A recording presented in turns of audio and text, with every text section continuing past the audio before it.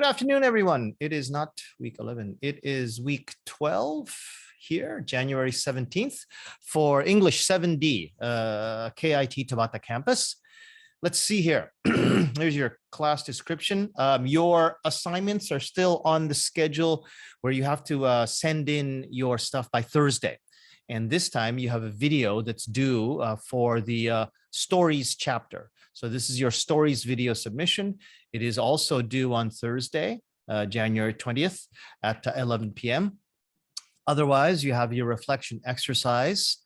And yeah, that's it. We're pretty much getting to the point where we're getting ready for the final test here. Okay, after we get done here, then we have one more solving problems chapter, and then on chapter 8 it will be the your choice chapter.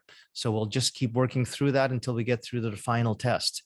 If you have any other questions about what we're doing, you can always send me an email at jdmcruz@gmail.com. Otherwise, you can ask me a question here. Okay.